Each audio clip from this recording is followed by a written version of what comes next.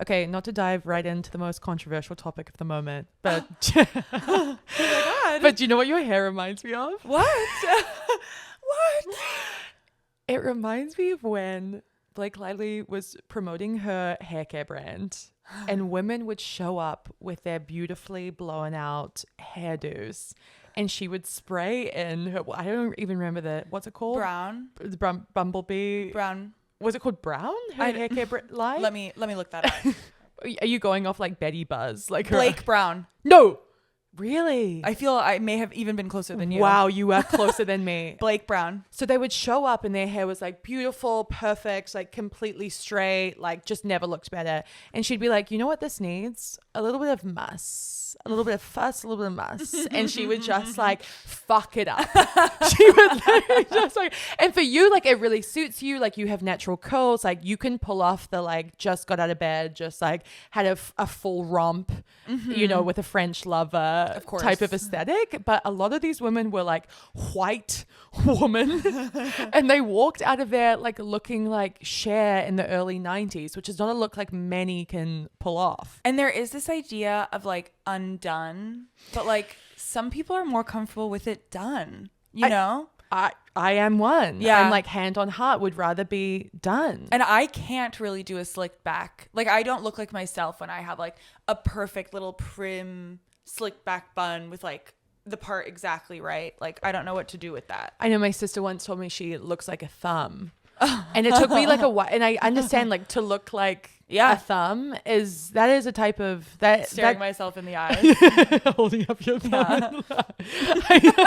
I've seen this before. Hey. No, I fully understand that. There is like there's something bold going on there. I've actually never asked like any type of man if they like that look. Do you know, that's so great. None of us have ever been like, how do you feel about a slick? No, I feel like the only looks I know how they feel is pigtails and high ponytails. Okay, the tips that you get. I know. It's drastically different. I've never been stopped on the street so much as the one day I wore my hair in literal pigtails. Not two braids, pigtails. Oh, pigtails. Yes. Yeah. Oh my God. It was shocking. Yeah. Yeah, I know. You add a couple ribbons in there and it's giving you can't statutory. You can't walk 2 feet. No. You can't walk 2 feet, can you? No. It's not a great part of our society's treatment of women, young girls, the way we look. It doesn't bode well, does it? No, it doesn't. My It doesn't. God. Also, What? not to then move on to the next most controversial thing Yeah. that's happening right now, but I am seeing way too many jokes. Like Jokes? sexy, quippy. Okay. I saw a friend's dating app, people joking about Diddy parties. Oh. What is going on? No, stop. A guy introduced himself and said, I placed 4th at Diddy's freak party. Are you? And then I'm seeing like Instagram of people being like, Diddy party. And it's like, wait. Are people not aware of what happened at those? It wasn't fun. Oh, for my everyone. God. And what? I mean, the reports were so outrageous. It became, and this is like what's so unfortunate, even like Weinstein, right? Yeah. When it is so tragic and horrifying and outrageous, it becomes comical. And like, that's what, I mean, you couldn't go to an award show without some comedian monologuing of when I went up to that hotel room with a producer, I didn't get the gig. Oh my God. It became that because people were just like, when he was tragedy plus time equals comedy. The age-old equation. Of course. No, that's so true. And I also think the more extreme it gets, the more we become desensitized to it. It's like 2 people died. Everyone can understand like, yeah, that's horrible. Like 100 people died. Everyone's kind of like, oh, wow. Yeah. I heard some backlash to Nikki Glazer's monologue about the Diddy party references, mostly because the victims like weren't in the room. But then the survivors of Weinstein aren't necessarily laughing along either. That's incredibly traumatic for them. Yeah. And I wouldn't expect the survivors of Diddy to be watching the 65th Golden Globes. No. It is just how absurd the details of the Diddy claims were, the allegations. Like it was the $10,000 of baby oil or whatever came out of it. People just took it and ran with it. And ran the wrong direction. I mean, to put it in your Bumble bio, olive oil over baby oil any day. Like what are they saying? Madness. Do you know what's inspiring you this week? Yeah, I do have an inspiration. Hit me with it. It's part entrepreneurship and it's part naivete and it's part folie à deux, the delusion of two. Oh, There's a lot going on. let me sip my coffee.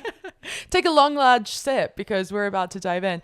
No, I got pickpocketed on Saturday night, which has never happened to me. What? I've traveled the world, Ivana Ryder. Not to brag. I've traveled the world, Yeah. and I got pickpocketed a mile from my home No. in a restaurant, no less. Not in a club, in a restaurant. Oh my God. In a restaurant. And I got, and not just pickpocketed, not like I left my bag somewhere and somebody picked it up. I got worked over, like I got conned. What? Like, okay, it's crazy. Okay, let me set the scene. I walk into a restaurant with my friend.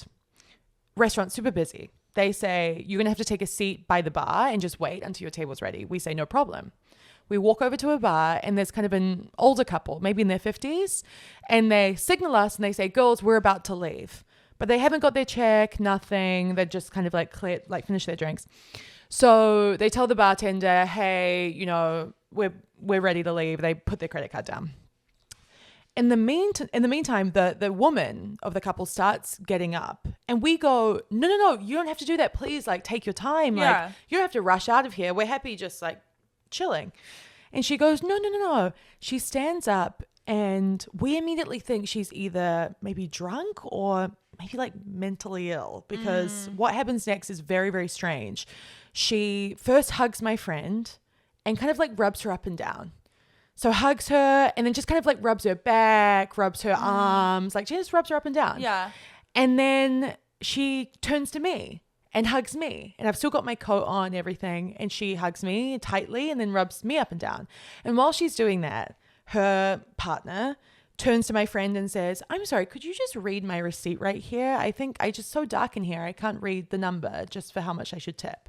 And my friend goes over and says, it says $26. He goes, oh my God, thank you so much. They tip, they leave. I go to pay. At the end of the night, I don't have my wallet. Oh my God. I know.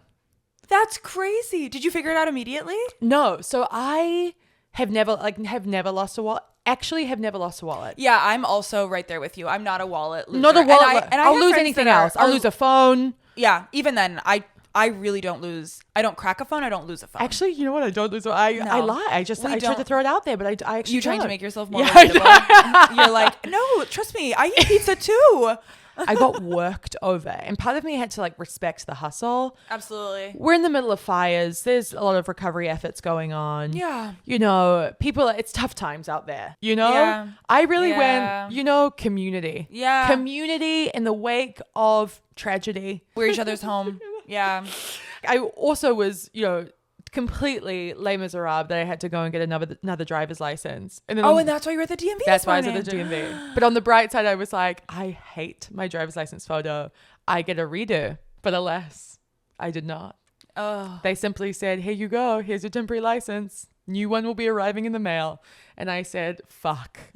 I did my hair and makeup for nothing. For nothing. Right.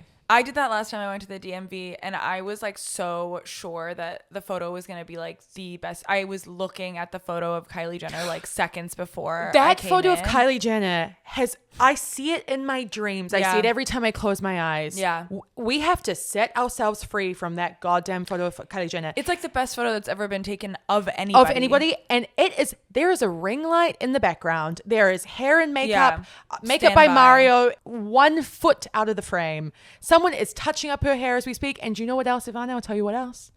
She is taking one of those photos and going, how about a redo? That's so true. How about That's so another true. one, actually? That's so true. It was No mere mortal is going to come through with a Kylie Jenner driver's license photo. I thought I got close because I got the hair right. I was like one over the shoulder, one off the shoulder. And I think that's like the magic because otherwise, God forbid, you go in with a ponytail, you look bald. Right. So I was like, okay, I think I'm rather close. And unfortunately, the issue is never what you think it's going to be. And It was the face. it was the forehead specifically. The flash gleamed so hard off the forehead Right. that all you see, I mean, my third eye looks like it's about to explode off the driver's license. It's just like a white flash in the middle of my forehead. Mine was the turtleneck. The turtle. I don't know why I did it.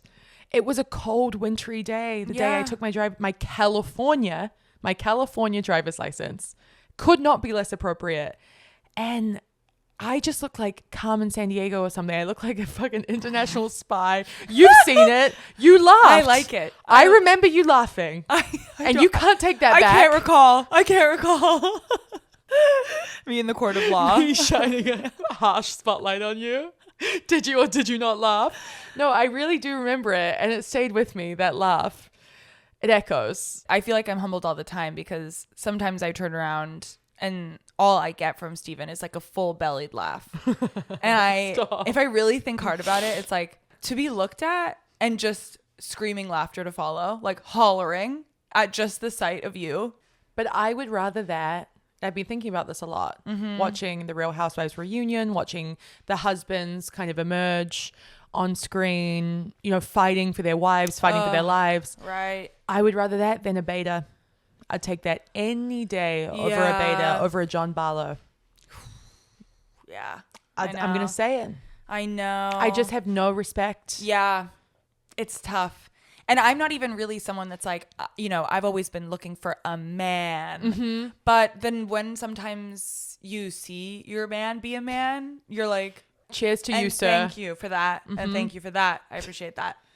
And when you see someone not do it, it is kind of I can't help but scrunch the nose. No, exactly right. Do you have your inspiration this week? Well, I also had a run-in at a restaurant.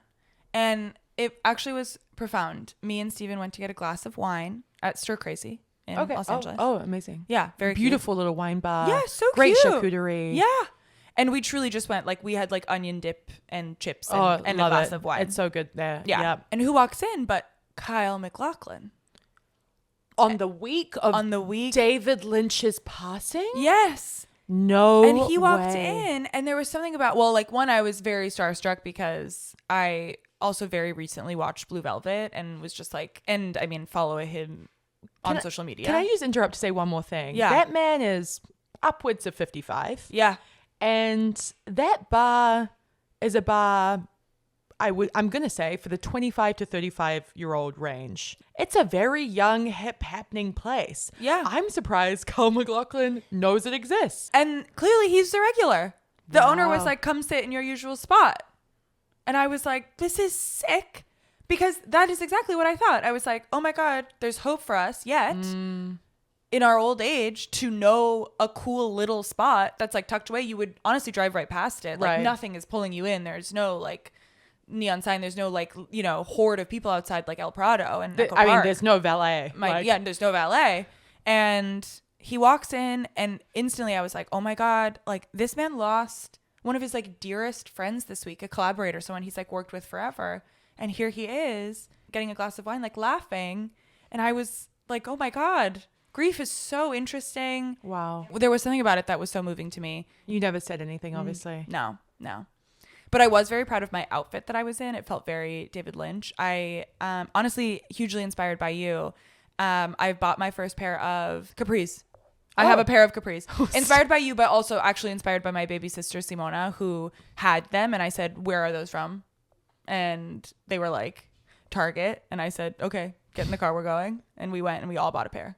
But you do always surprise me. I Kyle MacLachlan this week. Yeah. Last week was, I think, literally cheese crackers. I tried to, it was bread. And but first I tried to talk about how I'm dreaming again after a long period of not dreaming. So you getting your arms around your inspiration is just like, it's like catching butterflies in the wind. It is. In the wind, blindfold on. Oh my God. But speaking of getting your arms around something. And speaking of butterflies in the wind. Montecito. Okay, before we get into them. Yeah. I mean, usually we provide a little bit of cultural context. What's going on. This profile is our first of 2025. It came out in 2025. It came out last week.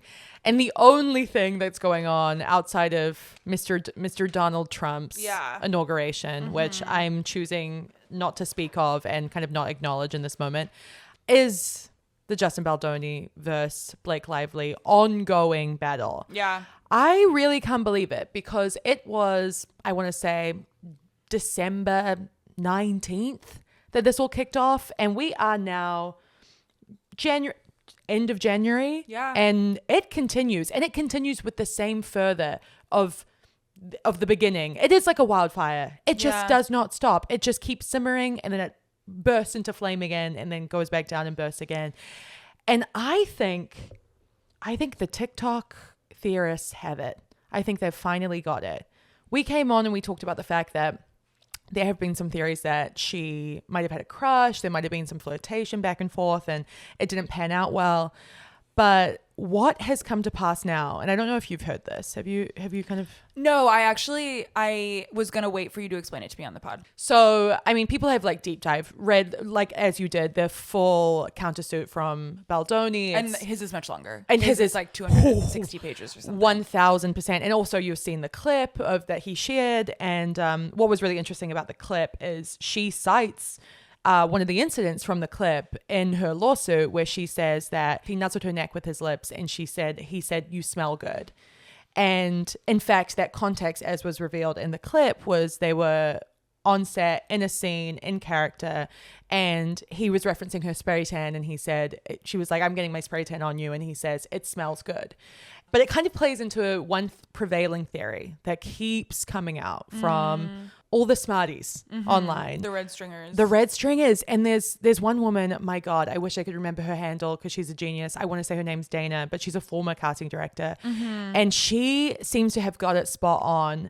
She has been saying forever that they had incredible chemistry in the movie. She was like, I know chemistry, and you guys are going to roast me for this, but I swear to God, they have it. And she went on to say that there was maybe a bit of attraction on Blake's side, but really what transpired was like a deep friendship, was like a real friendship. Her idea of Ryan Reynolds is that he's quite controlling. His previous partners, Alanis Morissette and Scarlett Johansson, have publicly said that he was jealous as a partner over their success in the industry. And that he probably wants a wife that is, not an A-lister necessarily in her own right. Exactly. And when she takes on this role and she's suddenly texting her co-star director late at night and they're having this kind of friendly banter, and it's like, I like sentimental Blake and I also like asshole Blake, and she's like, never met her, like I've met her, so have my suppositories, like this kind of like flirtatious banter. He's reading these texts, he sees this, he comes across it, and he goes like, what the hell is this? And she goes, he's making me really uncomfortable. It's all coming from his side. I'm feeling really weird about it. And then Ryan kicks up a massive fuss and it snowballs from there. And I think that is such a realistic portrayal of probably what went down, because even to read their texts and to see how they're interacting on set, it does seem like two people who were who genuinely kind of liked each other. I would never text a coworker like that unless I was really like, you're really cool. Like I really enjoy your presence. You're really cool. I enjoy your presence, and like I love bantering with you. This is such a fun back and forth. Like we're having a repartee here. Yeah. I think that's probably what has gone down, what has transpired. She took a big hit publicly in the wake of this film, and she rallied the cast behind her. And Colleen Hoover, who had a long-standing relationship with Justin Baldoni, 5-year relationship, also got behind her and now has had to walk back, has deleted her Instagram. Damn. Fascinating. The latest is Blake and Ryan asking for a gag order on Justin Baldoni's lawyer. Who's the response from him was, I'm so sorry. Was your original suit not published in the New York Times before anything else? Like all your evidence, didn't that come out in conjunction with the New York Times? Not just the aggregated by the New York Times. Formally released by released by the New York Times. And he's like, and you have the audacity to ask me to not release, discovery evidence on behalf of my client. Oh my God. It is such a mess. And I think what people are saying is like, she's got to settle. Like she's just got to settle at this point. Well, what is crazy, and we forget about this, and I just went through this as I was suing my landlord, is like when you bring something to trial, there is a real chance that you will lose. Yes.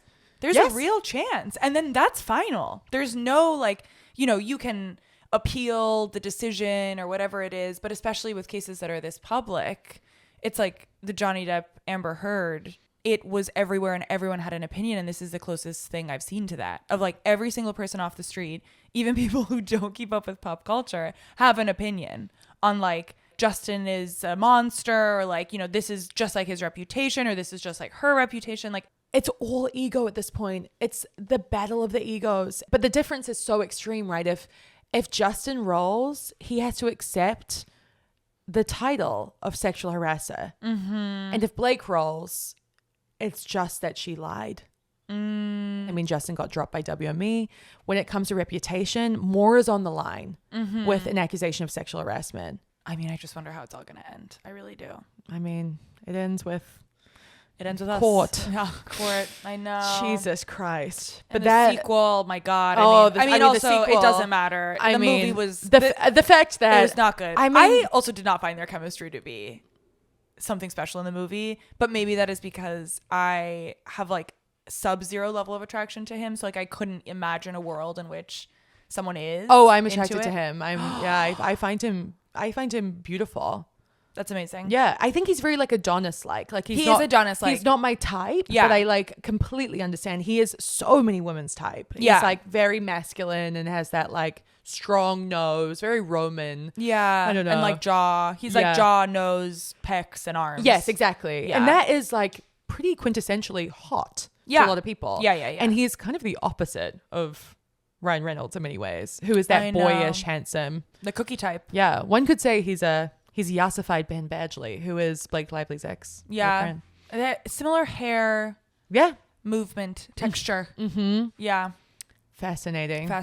But that's what's going on right now. That's what's going on right now, It's so true. 2025. Yeah. Outside of, the absolute wildfire of the White House and the wildfire I in know. Los Angeles. Yeah. Just hundreds of executive orders. So and- let's yeah. not get into that. No. But speaking of power, these two want it. Yeah. And they're doing all that they can to try and get it. My God. This was a bombshell kind of expose, I would say. I'm not even going to call it a profile because it's an expose. It is. This is like the first time I think we've done a profile that doesn't have direct input from the subjects. Other than our first episode. Oh my God. Wow. Beautifully full circle. Yeah. Yes. Yeah. This is a write around, a journalism term that we use when either the subjects have like actively denied comment or they literally just couldn't get a hold of them. They couldn't track them down. No. And they decided to go ahead with it anyway. Yeah. But this is the case where Harry and Meghan refused to comment and they still went ahead and interviewed everyone close to them. Employees, members of their household, former staff, neighbors, friends, gossip columnists, royal commentators, you name it. Anna Peel got to them. And if you recognize the name Anna Peel, it's because we have covered her before. She is a modern marvel. She wrote the profile on Miles Teller. And if you don't remember that one, It's good. stop, drop, and roll. Yeah. It basically skewered him. He compared his penis to a highball glass in that profile. One quote that particularly stays with me is when he ordered her an Uber and then she brought up like the recent like sexual assault like accusations against Uber, and he was like, oh, like I'm requesting a do not rape service, so you'll be all good. That's so funny. He's really funny. He's Oh a my funny guy. He's a God. funny guy. She wrote another incredible investigative feature on Bravo, Inside the Real Housewives Reckoning. That's rocking Bravo. And that had everything from substance abuse to racist behavior and all the behind the scenes issues that were plaguing Bravo Productions. And it was Vanity Fair's most read story in 2023. That makes a lot of sense. Yeah. She's an amazing reporter. This piece, I mean, she knocks it out of the park. Without further ado, should we just dive in? Okay. Inside Prince Harry and Meghan Markle's big business ambitions, 5 years after their royal exit. She opens here on their home, the Montecito Mansion, worth $14.65 million. A lot of numbers in Yes. this profile. Yes. Which I found really interesting. No, she like comes with kind of just receipts, like statistics. Yes, like, just facts. facts. Just Facts. Of like, and that was 30 million and this was 14.65. Yeah. Yeah, it's an 18,000 square foot house, just so you know. The house proved it. The Duke and Duchess of Sussex could have it all. Their Montecito home offered all the fresh promises of a 21st century California mansion and the cloistering of a gated neighborhood from which they could emerge on their own terms. In the house's 13 fireplaces, described as mostly centuries-old examples brought over from France, there was even some European history, stripped of any potentially uncomfortable context. So here we are. They have just left the royal family. They have landed in Montecito. This is 2020. And 5 years later in 2025, they have expanded. They've had Spotify deals, they've had Netflix deals, they've created Archwell, which is their non-profit and entertainment studio. The American Riviera Orchard. Oh my God, how could we forget? Home goods and sundries shop. I remember hearing that name and thinking, what in the world What is this? But what is that? as it turns out, Santa Barbara is nicknamed American Riviera. I didn't know that, and I got married there. Yes. I would have done it all differently if I had known that.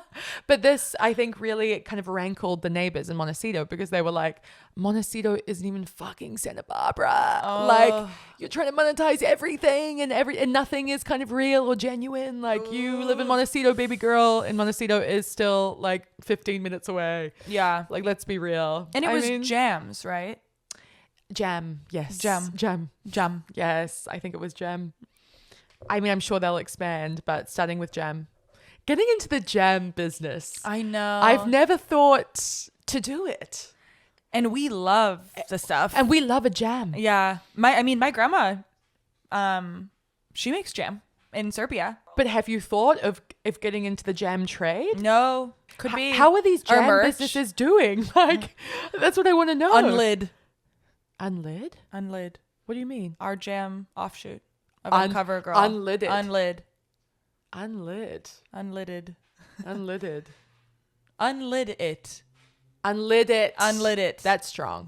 I like sort it. of a cheese it, a nod to a cheese it. Yes. Nod to the Uncover Girl name.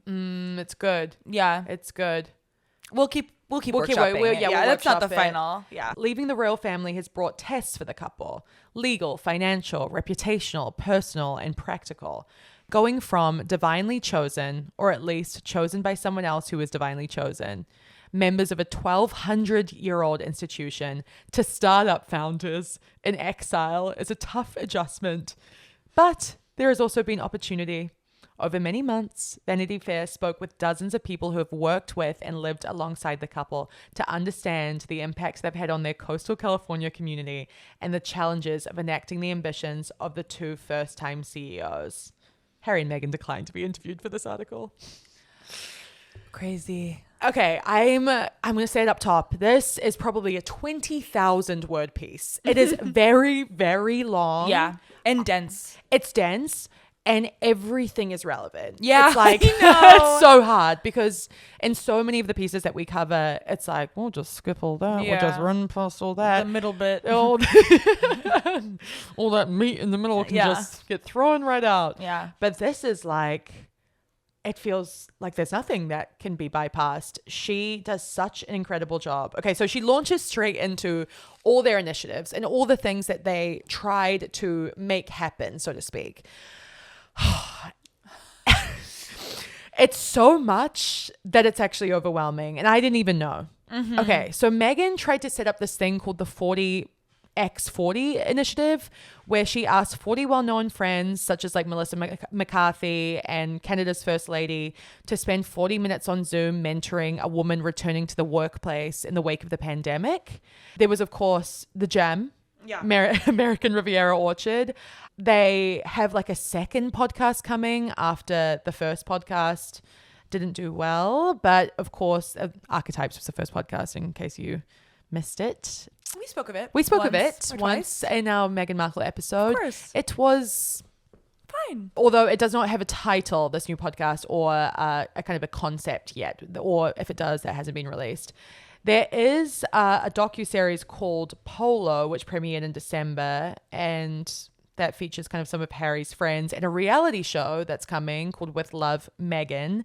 That is a Martha Stewart-esque vibe, blending how-tos and candid conversations with friends, new and old. And that was supposed to come out, I guess, last week. Yeah. Timed with this article. But alas, with the fires, it was pushed to March 4th. So Meghan could focus on the needs of those impacted by the wildfires in her home state of California. That was her official statement. Jane Marie, who collaborated with the couple while they developed their audio projects at Archwell and later produced a podcast with Michelle Obama, said, they have this naivete and their hopefulness about what's possible in terms of storytelling and good works and all those things. I wish I had that kind of optimism. I know. That as one of the first like real like meaty quotes, I feel like really kicks it off in such an interesting way. I mean, to even start with, there are so many quotes in this piece. To start with misplaced optimism, I know, is just buck like wild. out of touchness, which I feel like has been the biggest. Mama, you just extracted the thesis and you just spat it in our face. I know that those 3 words, out of touch, what this whole article boils down to. Which is why I'm so excited and I will be watching with love, Meghan, because I can't wait. You love that stuff. I love it. I love a woman to explain to me that boysenberry jam is actually very simple. You just need to source the boysenberries from somewhere where they're out of season and hit your farmer's market, and a rainbow chard. And sourdough, actually, it might take 4 hours, but it's a worthwhile investment. Well, the difference I feel like between you and I is because you are culinary and you have an eye for such things. Like, I watched that trailer and it went right over my head. I just was kind of like, what is Mindy Kaling doing here? You watched that trailer and you noticed that she was putting together a hummus plate. Yeah.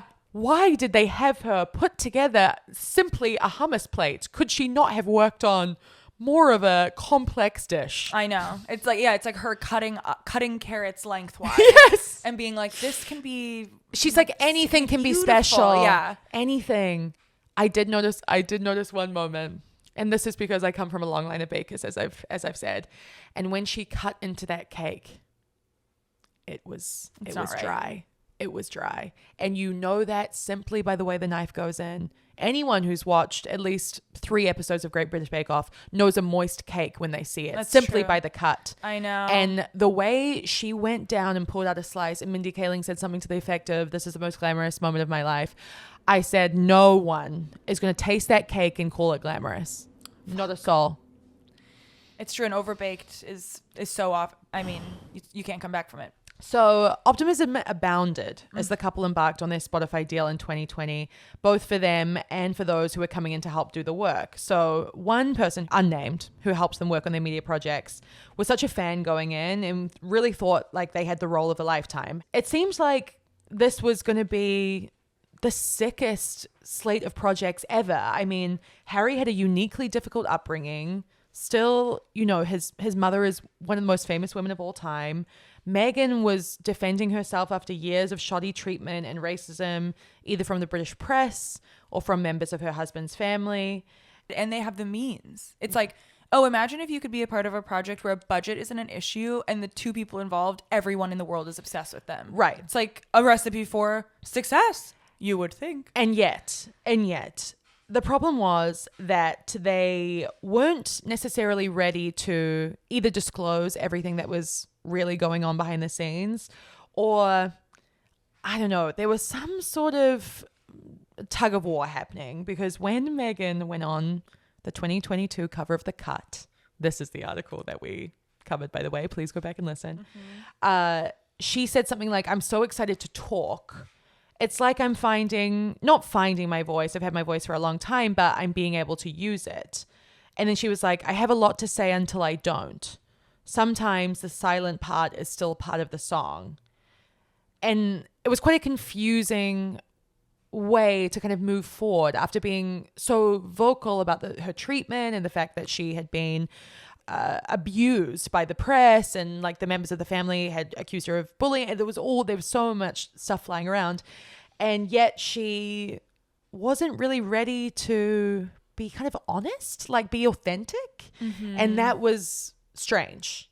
That's where everyone sort of had pause with her. Or it's just like, it always feels like it's not the full honest picture. Yeah, exactly. And this is a great quote here, which another person, also unnamed, who works closely with the couple and loves them, says, I have no idea what Harry's interests are beyond polo. No clue what his inner life is like. And part of me wonders, I don't know if they have a real inner life, like if there is anything going on beneath the surface. Like there may not be.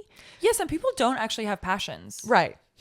Like some people, they're not called to make something or try something, and that's fine. Right. But then sometimes they try to be like creative figureheads. And this is exactly what happened here. So they went into podcasting essentially because they thought that that's what celebrities did. They watched the success of someone like Dax Shepard or like Will Arnett and Jason Bateman with Smartless, and they were like, okay, like we need to do something like that. The difference, of course, is that they didn't want to do just a plain interview format. They wanted some sort of theme, some sort of thing to kind of like sink their teeth into.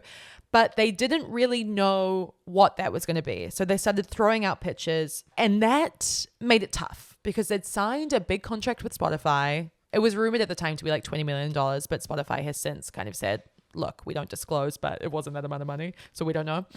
But they were sitting on this deal for fucking ages, and they weren't producing anything. Some of the things that they were pitching, Ivana, let me tell you. Harry suggested a concept where he interviewed world leaders, including Mark Zuckerberg, Vladimir Putin, Donald Trump, men who'd had challenging earlier lives, and these experiences had turned them into bad people. And he was an example, Harry, as someone who had also had a challenging earlier life, but he had become one of the good ones. And he wanted to understand like why his very bad childhood trauma had, when his quote is, my mother was essentially murdered, why that didn't make him one of the bad guys. That was going to prove a, quote, booking challenge. Yeah, I think Putin is going to be tough to get into a studio in West Hollywood. I mean, you call up Mr. Putin in the middle of who's trying to incite World War III currently, and you say, what's the schedule like for next week? Do you have time to sit down with Harry for just a quick 40 minutes? It's 40 minutes in and out. He'd love to talk about your childhood. Yes. And how you got to be so evil. Sounds fun. It's crazy. It's absolutely crazy. And I'm just imagining being in those meetings. I know. Being the poor Spotify mid-level employee in those meetings going, you know, there's something to it. Because you're responding live. Yeah, you're responding live. It's not quite crystallized. Let me noodle on that. Let me do some outreach. Yeah. I'm going to go to Trump. I'm going to go to Zuckerberg. I'm going to speak to their people and see if they'd be willing to come on and just like discuss how their mothers abandoned them. Of course. Of course. Absolutely insane. And then 2 years passed and they finally came up with the idea for archetypes. So, oh my God, actually, I can't even get to archetypes yet because another idea came first.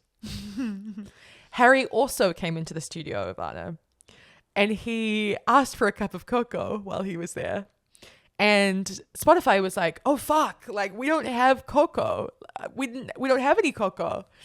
And fuck. Fuck. That's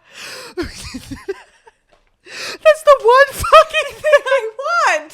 I want a cup of hot chocolate, whipped cream on the top. We've got tea, we've got coffee, we've got juice. We got LaCroix for sure. Who the fuck didn't buy the cocoa? They're like shaking like a leaf in the back room. The intern that's like, So Harry was like, oh my God, like light bulb.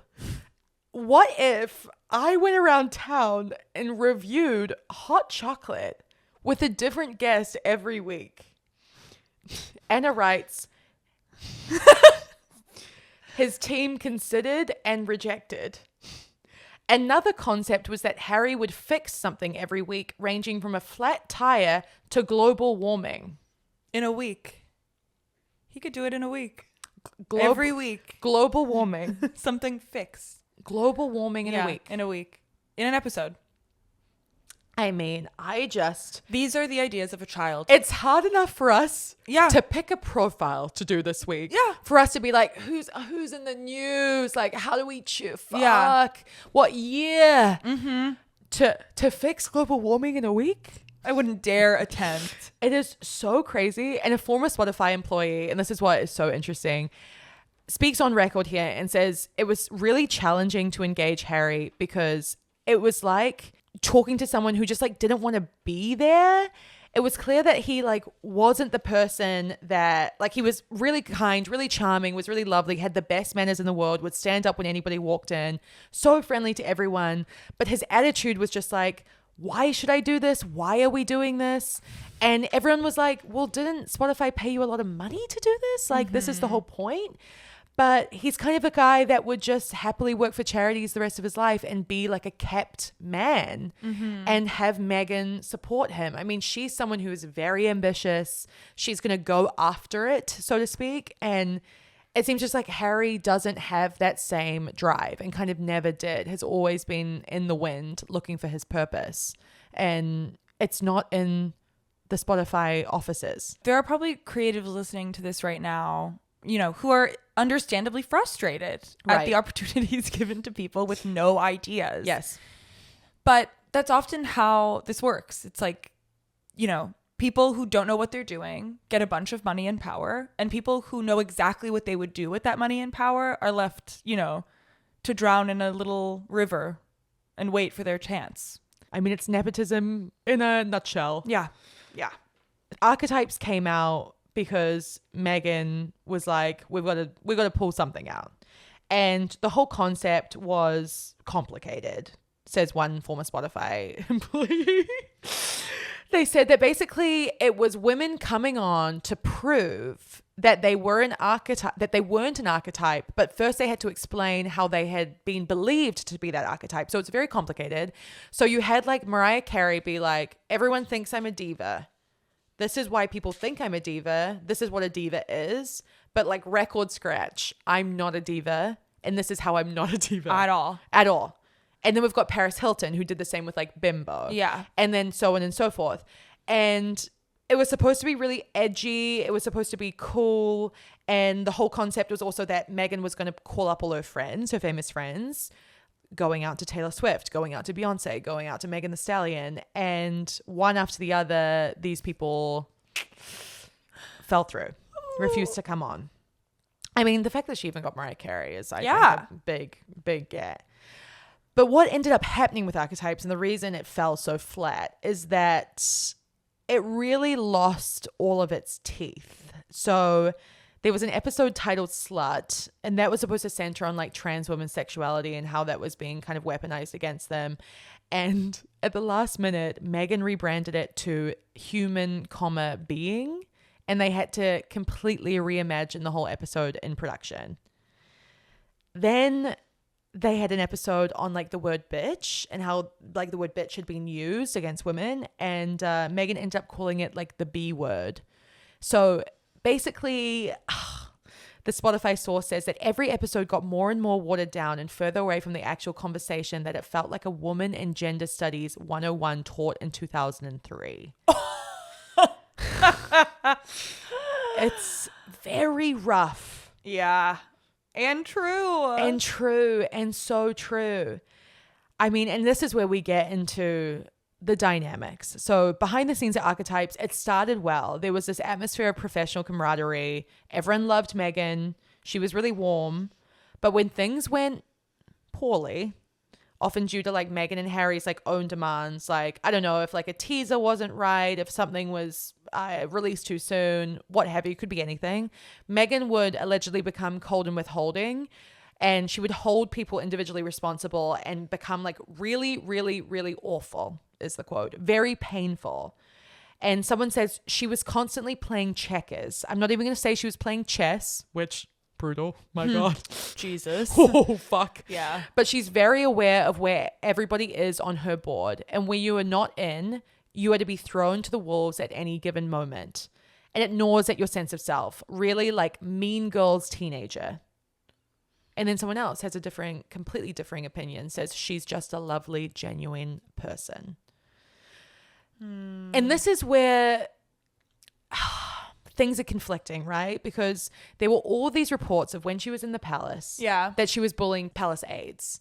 And this is what she took issue with the most. She was like, are you kidding me? Yeah. Look at me with my tiny skinny calves and my beautiful white teeth. You think I could be bullying anyone? And this anonymous source here is like, oh, absolutely, I can see that happening. Like any given Tuesday, I could see that happening. And it was happening. Any given Tuesday, this was happening. oh my gosh, thanks for correcting me. No, Any given Tuesday, this happened. Oh, I thought he was being Damning. hypothetical. No, I think he's saying like, any given Tuesday, there was this- bullying taking place. Yeah. Oh my God, dude. I didn't even read that properly. And Holy bully shit. is tough. I mean, it's when one of the Real Housewives I gets remember called it. a bully, I remember- it's like a slur on that. It's like a slur. for- They storm out. They storm out. For middle-aged women, there is like no greater offense No. than being called a bully. What is it, do you think, about the word bully? I'm like trying to put my finger on it. I think one, it's ugly. It's an ugly word. It's suggests the- that you're you're an ugly person doing ugly things. Yeah, that's so true. And it suggests malice, and it also doesn't sound very smart. Like you're not tormenting someone. You're a bully. Like you're a dumb, big, fat bully. And I think it's also the connotations that we have now with bully of like sad, hurt people. Yeah. Who just like have, and who aren't smart, who have Yeah. nothing else going for them and have to tear people down as a result. Like calling someone mean has less sting to it. Yeah. Because it suggests that there's at least an intelligence behind that you're able to do something effectively. A bully is just like, it's random and it's everyone and it's you. You're a bully. Yeah. That's so true. It's an identity versus like a remark. I think you've got it spot on. This person says you can be yelled at. So, okay, this was the whole thing, is that apparently like there were reports of her like yelling at palace staff. But this person here, I think, makes a really astute point when they say you can be yelled at even if someone doesn't raise their voice. It's funny that people don't differentiate between the energy of being yelled at and literally somebody screaming at you. And I really wanted to pull this out. I don't know. I just wanted your thoughts as to whether you could harken back to a time where you experienced something like that. Like someone yelling without yelling, someone presenting the energy of just sheer unadulterated anger, but never raising their voice. Oh, yes. Yes. And it's far more complicated and terrifying in that way. It's happened to me professionally before, like someone being like clearly frustrated, but maintaining like a so babe, like what we do in this situation, and Right. I'm like, I'd rather you just hit me. It would be less painful. Yes. Than having to sit through this conversation where I know and you know that you think I'm an imbecile, but you're not raising your voice, but you're doing everything outside of that. Right. It's bad. What about you? I found this like hard to wrap my head around as like a concept beyond like seething anger. Yeah. It's like what I was trying to conjure, that kind of like something that is just shrouded in niceness, like pleasantries, but it is like concealing like deep rage that feels more. But what is so scary about that is it's so much harder to report, right? It's so much harder to like take to someone and say, look, I'm getting abused. Yeah. Because there's no real proof. It's like getting hurt with no bruises, right? Yeah, I know. It is. I had a professor in college who was like the person that's in my mind, who hated me. And just like every time she would speak to me about my work or something or whatever, I'd like come to her with normal things and she would just, I could feel the hatred. What do you think it was? I have no idea. I think it was because I spoke up kind of like I really wasn't like shy. I think it's usually jealousy. How dare you? You should stay in your place, stay in your zone. Yeah, and I definitely never did stay in my place. Like if things like, you know, she assigned something where it's like everyone's going to go to a farmer's market this weekend and report a story, and I was like, "Oh, I work weekends. Like I work Friday, Saturday, Sunday at the restaurant. Like, and I need to, and I can't do this on a moment's notice. Can I do it next week?" And she was like, "No, you'll have to take a 0 in that case." And I was like, "Oh, awesome. This is sick." I mean, one day I'll tell you the story of the man who tried to fail me. Oh my God. You know that story. Yeah, I don't. Oh my God, and my university professor? No. Who ended up... We both had professor feuds? Yeah, well, he reached out to a friend of mine a mutual friend on Facebook that he'd taught and asked about me. Oh my God. That's Dimitri chiming in at this moment. Furious on behalf of his mama. Furious to literally say, like, what do you know about this girl? She doesn't like me. And then I reported him to the board. And they said, like, I tried, they were like, do you want to make a formal complaint? And I said, what would happen? And they said he would lose his job. And I knew he had a 2-year-old daughter and I just couldn't do that. Mm-hmm. He gave everyone in the class for this like talk where we had to do like an A, and gave me something like a B-, and stuff like that. It was just super... You couldn't, it was super insidious, like you couldn't feel it. And then I reached out to be like, what was wrong? And he said it just simply wasn't as good as everyone else's. And someone she gave cried. Me C's and D's. Yeah, and someone cried. I was like, but I didn't cry. Yeah, what do you mean? Oh my god. Yeah, it was really like that. And it was only when this friend, like the loose acquaintance friend, sent me a screenshot of their messages that were about me, that I was like, something is seriously wrong here. Yeah. This man has some sort of like fixated. Yeah. Ooh. Yeah. But I was really outspoken in that class. I like challenged him in a big way. Yeah. And they don't like it. No, they don't. Challenged. They do not like it. They do not like it. But Meghan, when she was in school, my God, this is a perfect segue. We always find our way back. When she was in school, she was not popular. She tells Mindy Kaling on Archetypes, when she's interviewing her, that when she attended Immaculate Heart Catholic School in LA, she like never fit in. She had to sit alone at lunch. And so her, I guess, way out was to become super busy. She became president of the French club, president of the multicultural club, president of her sophomore class, because if she was so busy, she would have meetings at lunchtime and she wouldn't notice that she had no friends, kind of thing. And I find it interesting here that Anna evokes Taylor Swift. Like, she literally drops lyrics in. Anna writes, it brings to mind Swift's Mastermind lyrics. No one wanted to play with me as a little kid, so I've been scheming like a criminal ever since to make them love me and make it seem effortless. God, she's scary. I know.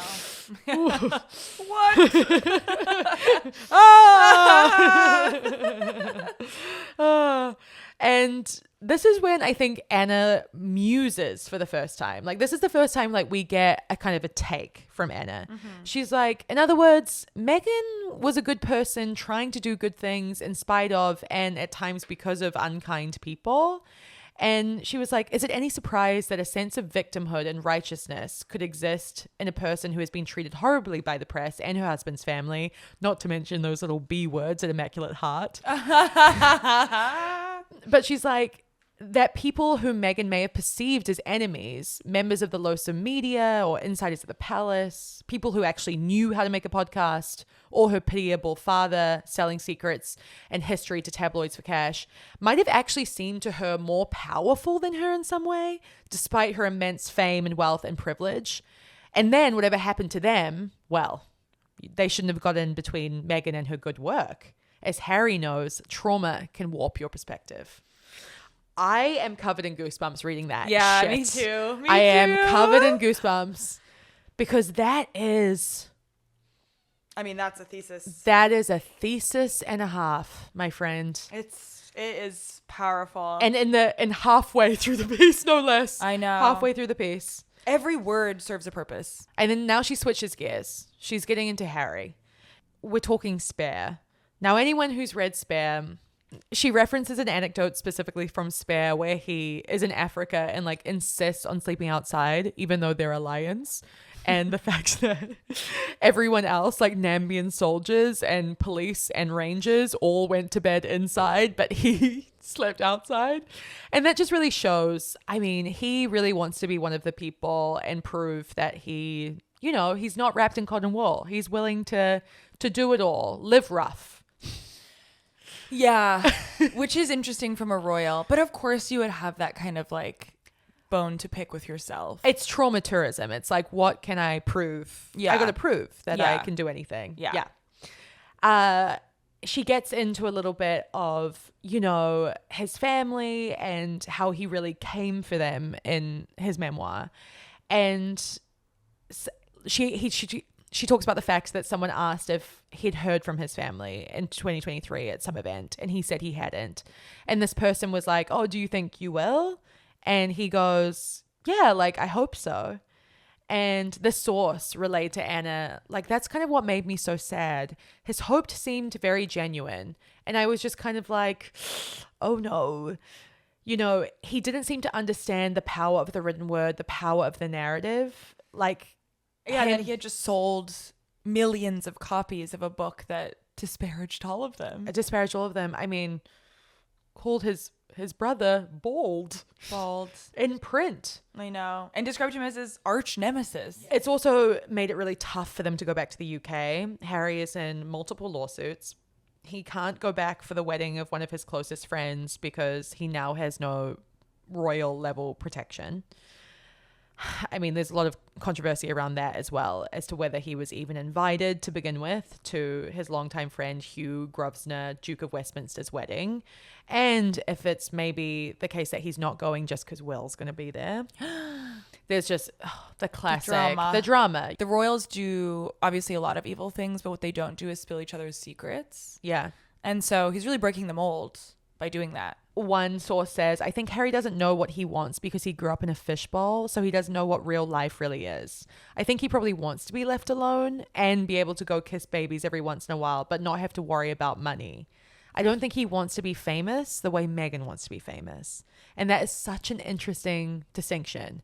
He wants to retain his privacy and like cherry pick the way that he's famous. He wants to take all the good and leave all the bad. Yeah. But she, I think, knows that the good comes with the bad and she's willing to have it all. Yeah. Well, and she grew up like fairly normal compared to him. Mm-hmm. Like she went to a high school. She had she chose life this. experience. She chose this. Yeah, she was like a working actress for many years. Right. He never chose this. And now he's chosen differently. But also, I feel like has no passion that he can really monetize in a way to live the lifestyle that he's accustomed. And I mean, the hot chocolate idea is glaring proof of that. Where it's like, what could you do if you could do anything? Hot chocolate. Review hot chocolate. And not a life you can make out of that, really. No. Harry and Meghan are deeply in love. They are so hot for one another, someone who works closely said. Like, you know how you meet those couples and you're like, the way that they're looking at each other, it's like, I should not be here right now. That's how they describe them. I believe it. It did make me feel a bit icky. Mm-hmm. It's just he's a bit like non-sexual for me. It's really certainly, and he's really, really protective of her, mostly because he compares her a lot to Diana, for better or worse. He said in 2019 in a statement to the press, "My deepest fear is history repeating itself. I've seen what happens when someone I love is commoditized to the point that they are no longer treated or seen as a real person. I lost my mother, and now I watch my wife falling victim to the same powerful forces." So he's absolutely vigilant about Meghan's safety. I mean, he used to be really chill with the press. I think he used to have a good relationship with them. Kind of used to like chat to paparazzi, and that is absolutely no more. No, and they had that car chase. They had a car, highly publicized car chase. Dangerous car chase. Could have died. Yeah. That Anna qualifies by saying that there were no injuries, collisions, or charges filed. Yeah. Literally. It's interesting because we kind of go back to Meghan here, and a lot of people like bring up the fact that Kate, Diana, only after they were engaged did they have official kind of profiles. Yeah. She, when she was the longtime girlfriend of Harry, had her first Vanity Fair cover. Again, that is totally breaking the mold. And at the same time, all these kind of, reports came out. I mean, her quotes that she had never Googled Prince Harry, that she had never looked up the etiquette for meeting the Queen of England. She didn't know she was supposed to curtsy. And that was really taken a particular way by a lot of people because she comes across as someone who's going to check a menu out online before she's even going to go to the restaurant and pick out what she's going to eat. Mm-hmm. Like, she's someone who does her research. And to go and meet the Queen of England, I mean, I think you're going to watch a YouTube video, I'm sure. You're just going to know the basics. I mean, it's like going on like Duolingo before you go to a country, a foreign language. Yeah, like just at least learn hello. And yeah, please. bonjour. Like, Yeah. come on, like merci beaucoup. Like, Yeah. it's base level. Yeah. And that was really confusing. And there was a lot of questions about her fidelity to the truth at this time. I mean, she made repeated claims that she was forced to wear neutrals, but now looking at her wardrobe, she wears all the same stuff. Don't you just love a nice cream color palette? She seems to. She seems to. I mean, can you look at the cover of this magazine? I don't think the royals picked out this. It's camel. It's cream. And it suits her. Yeah. She looks great in it. Oh my God. Yeah. And not everybody does. No, not everyone can pull that off. No. This all led to a lot of conflict with the family. I mean, it just was one thing after another. Here's where they kind of incite a celebrity commentator from Lainey Gossip, Elaine Louis, and it's so interesting. Her takes are so fascinating. The way she's talking about Meghan and Harry's tours and what they represent and the work that they did together, and how Archewell, their non-profit arm, came out the gate, you know, absolutely on a high of making $13 million a year in 2021. That's what they reported. And then they grossed as a charity only $2 million the next year. And then they haven't reported 2023 and 2024 earnings. And it's kind of like, okay, so you have like a good track record, kind of, but that's all associated with being royal. So how are you doing on your own 2 feet? Yeah. And she sort of juxtaposes that to like an Angelina Jolie, which Right. the profile that we did of her was sort of all about her charitable work and like wanting to go to these places that were either war torn or struggling in some way with famine or whatever and raise awareness. And the way that works is that she is a very notable celebrity and she's sort of lending her celebrity to this cause or Yep. this organization of like, I'm Angelina Jolie with Red Cross. And they're here and they're trying to do 2 things at once. Like they're trying to be famous and they're trying to be the organization, but it's not doing exactly what you'd want it to, of like raising like massive amounts of money or massive amounts of awareness. It mostly just positions them as like, here we are in Afghanistan. The other part of it is just like, who are they? Who are they in Apart this? from the royals, like Right. when they're not a part when they're of the not royal when they're not family. royals, who are they to Yeah. to anything? Angelina Jolie is still a famous like Oscar-winning actress. Yeah. Like what are their credentials? Which is incredibly dark, but is just the reality in this case. They are now in this kind of American aristocracy. They're hanging out with like the Paramount Global co-CEO Brian Robbins. They're hanging out with Mindy Kaling and socialite Delphina. Oprah. I know. Oprah, Tracy Robbins. Like she mentions Yeah. a lot of people whose names I honestly haven't heard of. And not like I Yeah, feel, you know, this is just, I'm sure these people wield a lot of power, but they stay behind the scenes and Yeah. they look down on people who are too public or too thirsty. And that is really at odds with Meghan's whole identity, because she is going to be very much in front of the camera, especially in her new show with Love, Meghan. Although Anna does note all of these people will be appearing in her new docuseries. So Yeah. God, I can't wait to watch. I can't wait to watch. And speaking of the famous people in their orbit, my God, they are living in one of the most celebrity-filled enclaves in California, my love. I mean, Montecito is... She's gorgeous. Yeah, it's gorgeous. It's gorgeous. Let me throw a few names at you who have coexisted alongside them in Montecito. Natalie Portman, Michael Douglas, Gwyneth Paltrow, Adam Levine, Leonardo DiCaprio, Neil Young, Daryl Hannah, Michael Keaton, of course Oprah. So many Montecitians. Scott Disick, the one and only. Katy Perry, who's had some legal issues with real estate, and Ellen DeGeneres, who is hated apparently in Montecito. Yes, I do know that. Did you know that before this? I did. No way. I, through a friend of a friend whose parents lived in Montecito, they told me some gossip about Ellen and how everyone hates her. Well, this is in the pages of Vanity Fair now, Yeah. that apparently she flips houses Yes. off market and then has driven up the price of all the homes in Montecito. So everyone's like, fuck Ellen DeGeneres. Yeah, how could you do this? That is crazy. I know, she's fled the country. She's fled. I know, with the fires. Yeah. And I no, mean, but prior to that, prior. the COVID. No, what was it? There was something. well, she now lives in England. I mean, the cancellation and everything, but also it was the flipping of the houses. Like everyone in her community turned on her, and she's like in London now, just like, I'm like recalibrating. Equally unpopular now is Harry and Meghan, mostly because they're famously there and everyone knows it. And so they have a lot of, tourists kind of looking for them up there, people trying to hike the trails that Meghan has been photographed hiking. Oh my God, I just have to wait. I'm sorry. I have to read this one quote from one unnamed Montecedian. Oh, yeah. I still think they're the most entitled, disingenuous people on the planet. They moved away from England to get away from the scrutiny of the press, and all they do is try and get in the press in the United States. Oof. Elaine Louis from Lainey Gossip comes back in and says, I think something that is just like so beautifully put. She says, you can't cherry pick the good parts of fame and leave out the bad parts. She's like, all the celebrities do this. They're like, don't take photos of me. But then they're like, oh, here, let me step out conveniently and get papped. Only give me good reviews of my movie or album. And if you don't like my music, I'm going to post on Instagram that you're a shitty reviewer. And it's true. I mean, that is famous people in a nutshell. Yeah. And when she talks about Meghan and her new ventures and what she's trying to do with this Riviera stuff, she's like, it's giving the TIG to me, which is her old lifestyle brand. She's like, American Riviera Orchard is like 2014 to me. It's not 2024. Fame arrests you at the moment it arrives.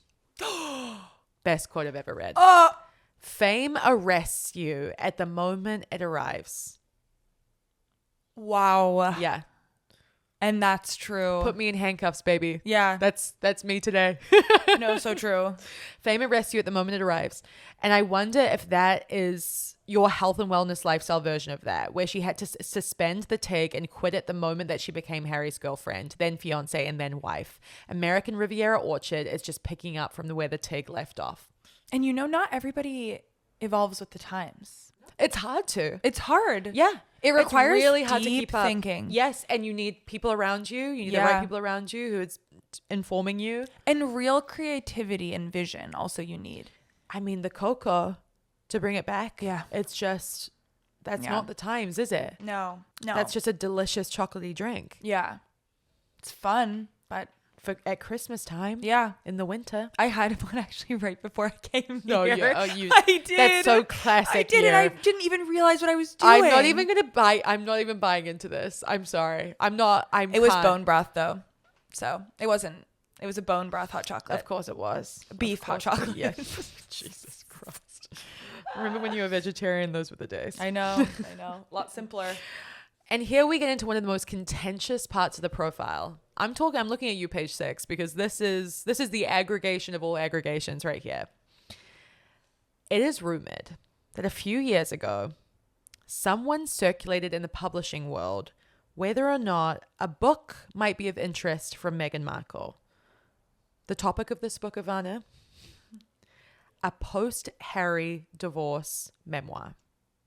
Now, you'll note, they're still married. No divorce has happened. But would that have been of interest? Now, a source says, if that's true to any degree, she would have been approached and not vice versa. No offer was made and no manuscript was produced. After all, there was no divorce. I mean, if that's true, Terrifying. that is so calculated. They're just throwing spaghetti against the wall. Yeah. Literally. It's like, is this anything? Is this anything? Yeah. Could this be good? What about a divorce? A quick divorce, back together? Yeah. Imagine the headlines. Reconciliation. Oh, nothing like it. Yeah. They love a comeback story. Yeah. True love, together again. And this is the thing also, is like the quiet part that we haven't spoken of, is it's like, it's not just any couple that can be on the cover of Vanity Fair without quotes from them even. That's not every couple. That's very few couples in the world. I mean, Kim and Kanye didn't get it. They are that modern royalty. That is what it is. Yeah. Even without the title. I know, it is a fairy tale story we all bought into. It would continue being so if they divorced and reconciled. Like it would be. Then it becomes a modern day fairy tale. Mm-hmm. It's like you can see yourself in her. And that's always been her bit. Yeah. That's always been her bit. And that's kind of what everyone screamed at the top of their lungs. It's like, I have nothing in common with you.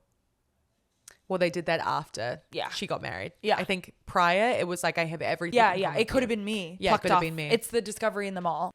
I think they don't know what change the world means, says a person who's worked in their media projects. I think there are people who are looked at as people who want to change the world. But to point out the modesty and the rights of that world bettering feels like contributing to the essential problem of Harry and Meghan. No matter what they do, they just can't win.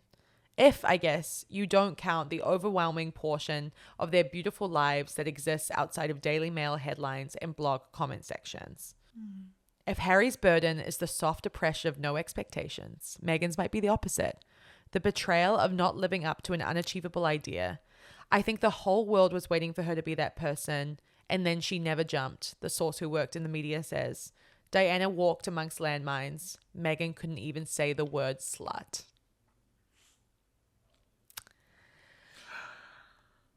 That is absolutely skewering. Do you think she's read it?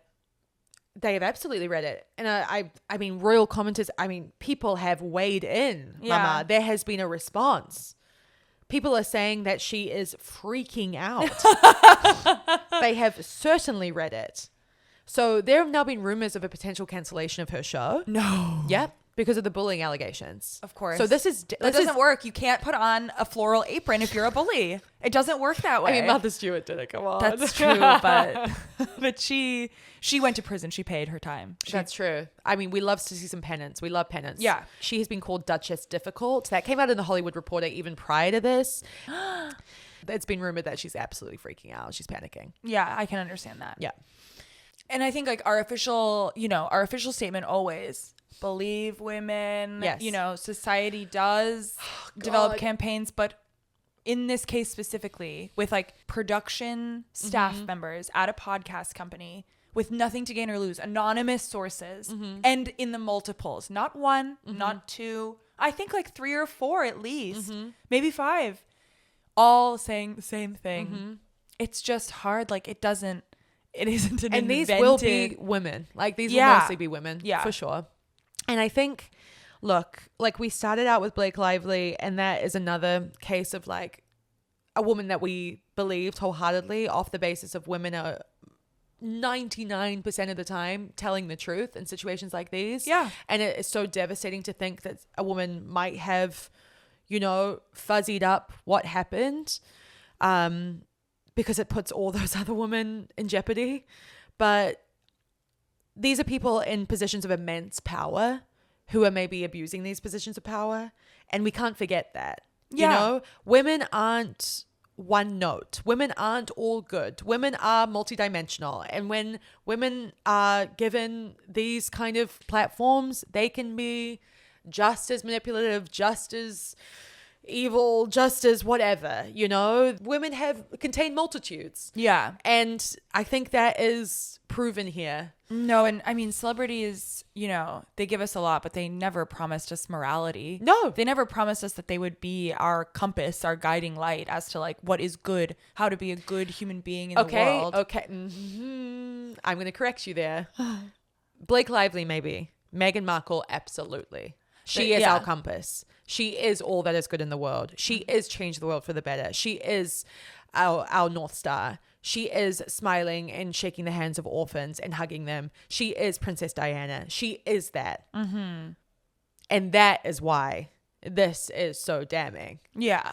Because this is not what you're projecting. This is not what you want us to buy into. Yeah. You've got to be behind closed doors who you are in front of that camera. I know. You have to be. You have to be. And this is also, I think, why Martha...